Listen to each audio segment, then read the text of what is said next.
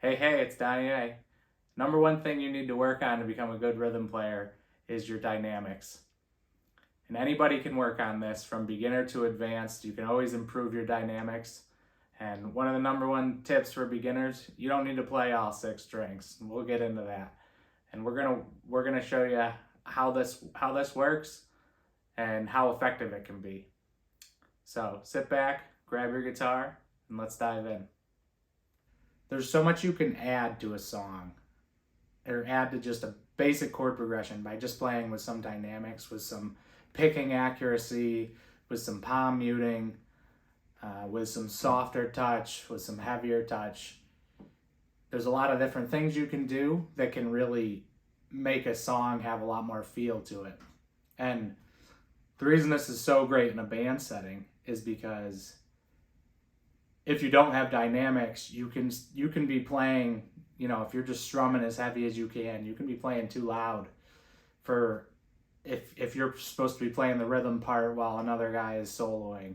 You can really be playing too loud and covering them up, and what you should be doing is, being a lot softer, trying to fit back in the pocket with the bass player and drummer and try and let that lead player have some space is what you should be doing. So I wanted to start with the chord progression, and we're just going to play A minor, D minor, E minor. I'm going to play bar chords. You could obviously play open chords if you're playing along, or if you want to work on this, it works with open chords too. But I'm going to play these chords without any dynamics first, and it is going to be like a root strum type of strum pattern.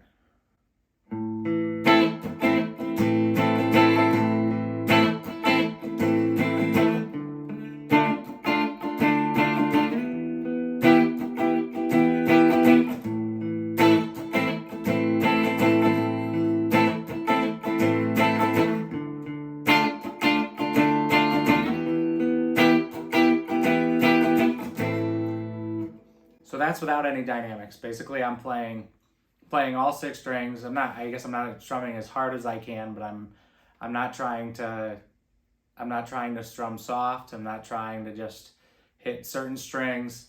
I'm just playing pretty much normal, just full strum, and that would be with no dynamics. So if you did that your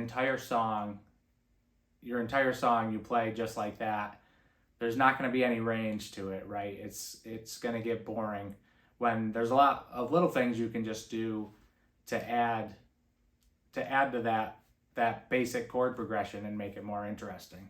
So here's with some dynamics.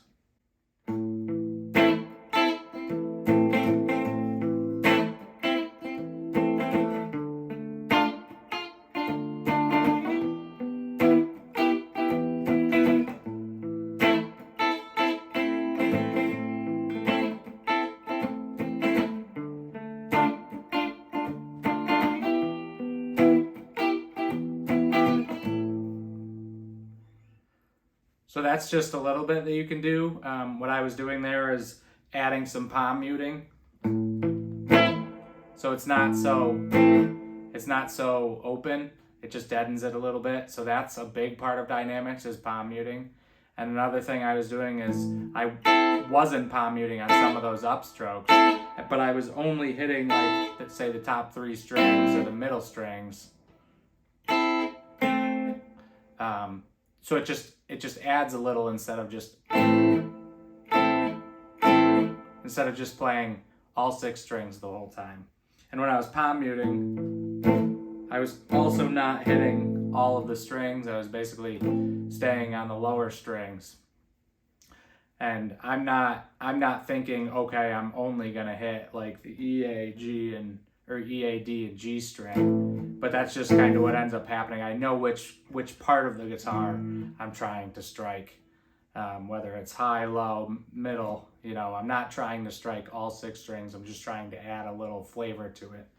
And one other thing that's great about using dynamics is I'm gonna play this right now, and I'm gonna play it as if I was going into the solo, or not the solo, as if I was going into the chorus, and I'm gonna basically show you what you can do to add some range to take a verse and go into a solo and have it kind of expand and become louder and with more energy, right? So it's not going to look like I'm really doing much, but just when you get to a solo and the singer starts belting it out, you don't want to still be sitting there playing with palm muting and be quiet if that's not what the song wants. And if you're just playing the straight strumming the whole time, all no palm muting, not being soft about it, hitting all 6 strings, it's really hard to have any like any of your volume increase when you go to the chorus. It's hard to have any of the feel change, any energy increase if it's all just the same straight strumming the whole time. So if this was going to go from the verse into the chorus, I'll go through the verse once and then I'll show you kind of what you can do.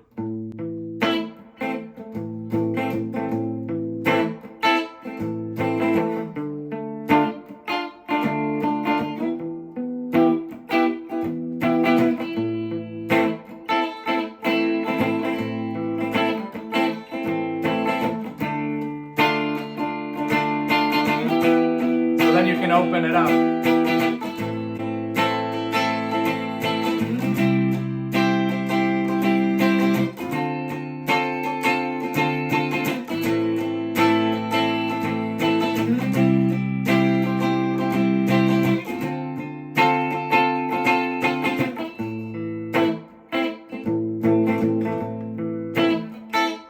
And then you can bring it back down.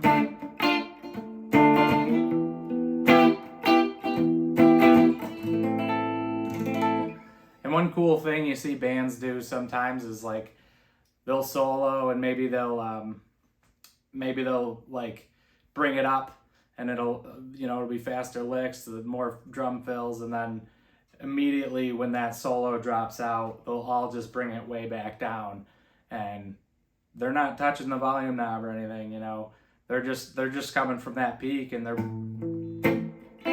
bringing it down.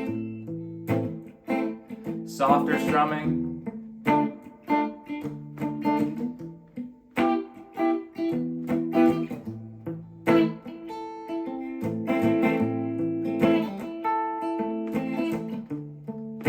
And what's cool about that is that they can all bring it back up together, right?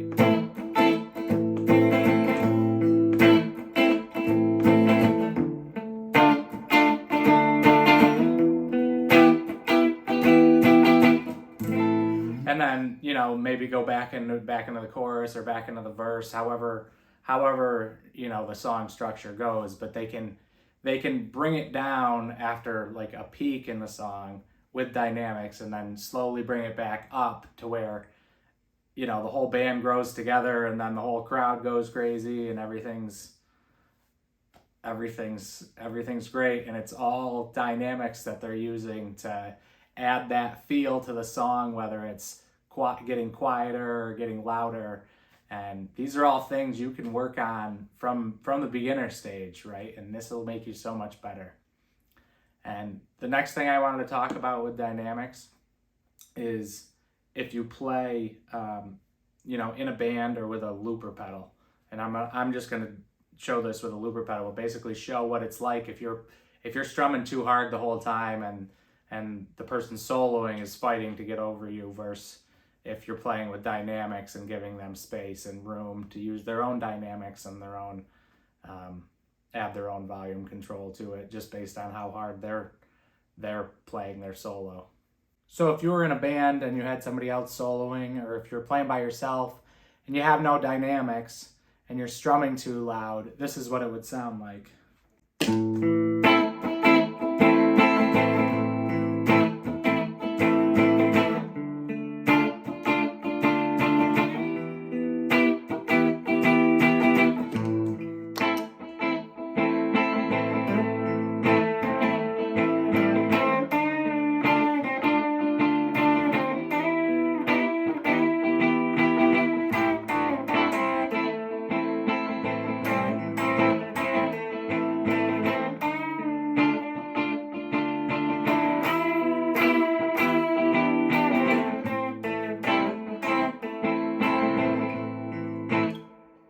So if you could tell, there wasn't anywhere for me when I was playing lead to go. I had to pluck hard and try and get over the rhythm guitar.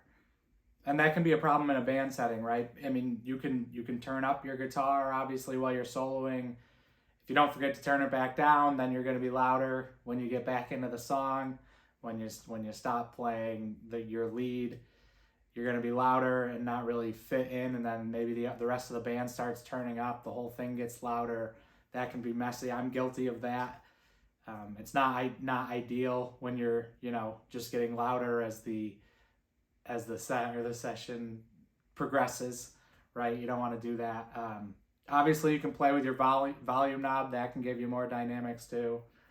So don't be afraid to play with that. I'm just saying, in a situation like that, if I was playing with somebody else and they were too loud, I would have turned my volume up, but I didn't want to in this situation, just to show you what it's like. And then this is what it'd be like if somebody's playing with dynamics and you're soloing over it.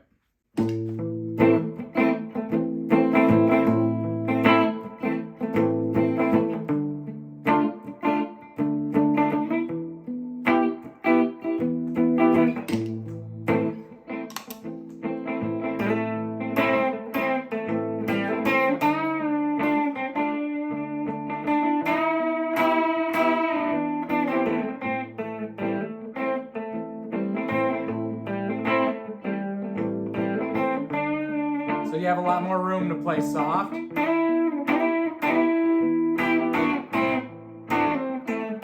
you have a lot more room to dig in and play loud.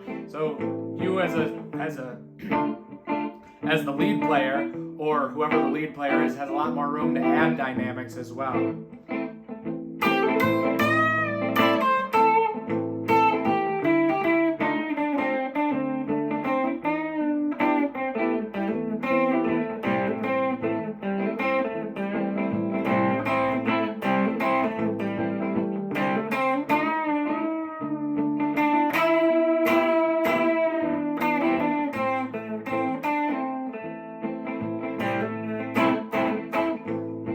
So I hope that kind of showed what it can do for, just the dynamics of the band while you're playing, or even if you just have a looper pedal like I did, and it just gives you a lot more room for the whoever's soloing to, they can add range to their solos with volume, and you can add range by how you're playing rhythm. You don't have to play soft the whole time, when the jam starts to peak and whoever's soloing starts to pick it up, play louder, and play faster licks, you can start playing a little louder and opening it up too, so then everybody's kind of cohesively getting louder at the same time. And then when that jam ends, hopefully at the peak, then you can bring it back down again and get back into the pocket, and it just sounds nicer. It just sounds better to me. I think it sounds better to a lot of people if you have some range.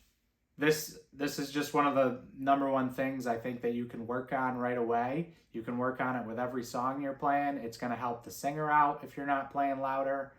The entire song, it's gonna help the dynamics and the feel of the entire song if you work on this. And I think it's something that's great for everybody to understand, no matter what instrument you're playing.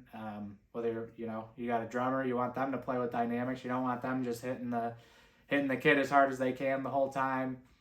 You don't want the bass player just as loud as he can be the whole time. You want to have some range to mess around with, and this is one of the best things you can work on. Let me know if you agree in the comments, and then please like and subscribe if you enjoy this content. Thanks, guys.